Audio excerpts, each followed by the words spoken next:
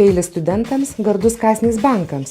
Taip vadinama aukštojo mokslo reforma, kurią atkakliai siekia įgyvendinti Švietimo ir mokslo ministerija. Įstatymo projektui nepritarė nei ekspertai, nei dėstytojai, nei studentai. Piliečių grupės už kokybišką ir prieinamą aukštąjį mokslą Lietuvoje nariai prie Seimo jau organizavo pirmąjį piketą. Piketo tikslas pirmasis tai yra atkreipti dėmesį į tai, kad šiandien čia turėjo vykti masinis mitingas, bet savivaldybė uždraudė įrengti, motyvuodama to, kad jeigu susirinks daugiau negu 300 žmonių, bus neįmanoma užtikrinti saugumą ir dėl to tiesiog buvo neduotas leidimas arba buvo pasiūlyta piketuoti kažkur ten toliau už Seimo ir dar patiems studentams savo lėšomis apsitverti, ten kainuotų apie 5000 litų, tiesiog mes to pasiūlymo atsisakėm, nes laikom tai tiesiog sakė daugiau pasityčiojimų iš pačios mitingo idėjos. 10 studentų užsiklijavę burnas bandė parodyti, kad valdžia kurčia jų reikalavimams tobulinti aukštojo mokslo reformos projektą. Mitingas turėjo pavadinimas už esminę ir teisingą aukšto mokslo reformą ir turėjo būti protestuojama prieš dabartinį vyriausybės planą ir jos siūlomą mokslo studijų įstatymą, pagal kurį aukšto mokslo reforma turi būti vykdoma remiantis laisvos rinkos principais ir dėsniais. Tai yra nemažai daliai studentų pakeliami mokesčiai ir tikimasi, kad pačios rinkos jėgos sutvarkys aukštąjį mokslą taip, kaip ir jis turėtų atrodyti. Sausio pabaigoje Lietuvos mokslo akademijoje įvyko Lietuvos persitvarkymo sąjūdžio iniciatyvinės grupės klubo inicijuota diskusija dėl aukštojo mokslo reformos. Klubas siekia atkreipti visuomenės dėmesį į įstatymo projekto trūkumus. Dar viena konferencija buvo suorganizuota vasario pabaigoje. Su karteliu ir nerimu reikia konstatuoti, kad jokių esminių pokyčių neįvyko. Todėl visus šitos pokyčius galima apibendrinti vienu sakiniu, būtent, kad šiuo metu Seime vyksta desperatiškos pastangos, kaip nors užlopyti visais atžvilgiais kupino prieštaravimų ir apskritai beviltiško mokslo ir studijų įstatymo spragas. Nors Švietimo ir mokslo ministerija teigia, kad įstatymo projektas paruoštas remiantis užsienio valstybių patirtimi, ekspertai tam prieštarauja. Tokiais būdais aukštojo mokslo problemas bando spręsti tik posovietinės šalys ir kelios Afrikos valstybės. Mūsų neseniai ministras kvietė į susitikimą, kuriame susitikime dalyvauti ir tame susitikime jie atvirai pripažino, kad jog nei vienoje pasaulio valstybėje, bent jau vakarų valstybėje, nėra tokio dalyko, kurie nori įvesti, tai yra jų pačių nevasumanimas, vos ne taip išeina. Daug kritikos sulaukia ir aukštojo mokslo reformoje siūlomas studijų krepšelio principas. Jau dabar baiminamasi, kad švietimo ir mokslo reforma, kuriai taikomi laisvosios rinkos dėsniai, yra naudinga tik bankams, o ne pačioms aukštosioms mokykloms.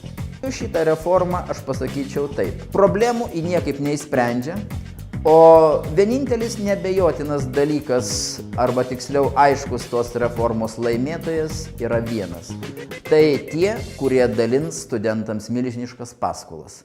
Todėl aš drąsiai ir be mažiausių svyravimų, kadangi daug vis dėlto metų dirbu kaip šios srities ekspertas, sakau, tai, kas vadinama Lietuvos aukštojo mokslo reforma, nėra apskritai jokia reforma. Yra paprasčiausiai kuriama paskolų mašina. Kitaip tariant, kuriama dar viena schema, leidžianti ir taip jau iš nustekentos tautos kišenių traukti pinigus, šiuo atveju savo vaikų mokslui. Būtent mokestis už mokslą labiausiai baugina aukštųjų mokyklų dėstytojus ir studentus, o ekspertai piešia labai liūdnas perspektyvas. Įgyvendinus reformą būtų sunaikintas mokslinis potencialas, uždaromi universitetai, o aukštasis išsilavinimas taptų tiesiog neprieinamas didžiai daliai visuomenės. Sakoma, jog paskolos padidins studijų prieinamumą, tai didinama mokesčiai, užkariamas paskolos, sakoma, kad taip didinamas studijų prieinamumas, tai nieko bendro neturi.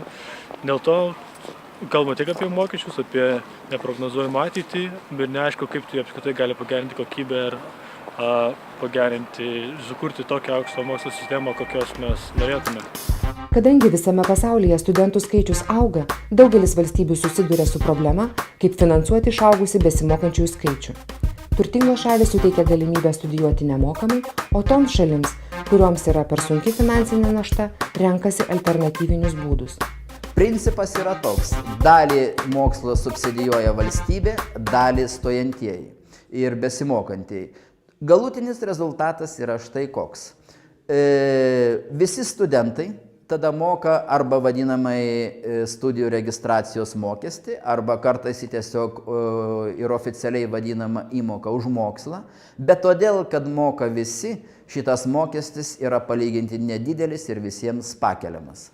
Štai šitokioje situacijoje be abejo visiškai kitaip atrodo ir valstybės siūlomos studijų paskolos. Atkreiptinas dėmesys į tai, kad daugeliu atveju paskolas už studijas dalina specialūs valstybės fondai, o būtent ne bankai, kuriems pirmiausiai rūpi ne vien paskola, bet ir palūkanos. Ekspertai prognozuoja, jei reforma bus įgyvendinta, metinės studijų kainos universitetuose ir kolegijose svyruos nuo 3 iki 19 tūkstančių litų.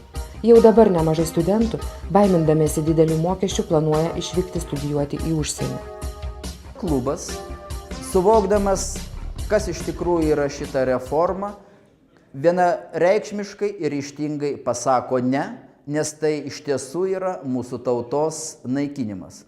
Nes tokia reforma, ypač kai mums tenka konkuruoti dėl studentų su išsivysčiusiomis šalimis, mums būtų pražūtinga, nes reformatoriai kažkodėl pamiršta, kad daugelį šalių neblogesnės kokybės studijos yra nemokamos arba bus daug pigesnės negu dabar numatyta Lietuvoje. Aišku, kad vyks viskas įvedus priėmus šį įstatymą neprognozuojamai, kai kurios aukštos mokyklos bankrutuos, visiškai neaišku, kurios ar geresnės ar blogesnės. Studentai iš karto žinodami tokia neprognozuojama situacija, kad keliami mokesčiai rinksis studijas užsienyje, o dėl to taip pat manome, kad tai negerai, nes emigracija reikia kaip tik stengtis žmonės čia išlaikyti, mažinti, o ne versti tiesiog išvažiuoti.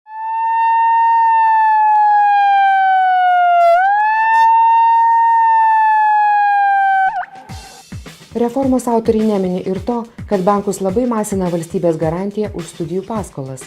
Galiausiai yla išlindo iš maišo ir šiandien vaizdas yra aiškus. Komerciniai bankai ne tik deklaruoja savo norą teikti paskolas, bet lygiai taip pat kategoriškai ir nedviprasmiškai teigia, kad jie jas dalins be jokios atsakomybės. Tai yra su valstybės garantijomis. Todėl galutinai apibendrinant, kas yra toji reforma, šiandien jau galima be mažiausių abejonių ar svyravimo šešėlio pasakyti.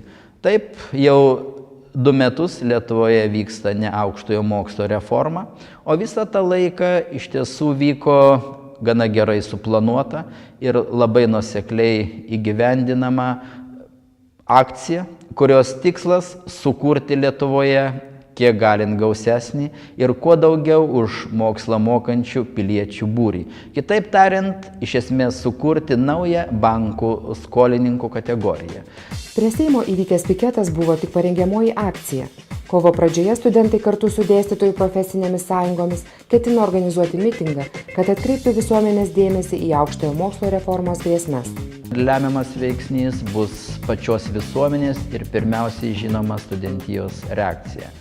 Organizuojamos protesto akcijos turėtų būti labai rimtų signalų ir įspėjimų valdžiai, kad daryti tokio pobūdžio socialinius eksperimentus su savo piliečiais vis dėlto negalima.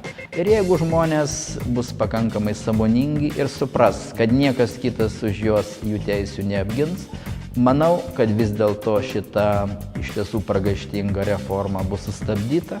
Ji yra būtina, tačiau tikėkime, kad jinai bus įstatyta į visiškai kitokias, civilizuotas, tikrai demokratiškas vėžes.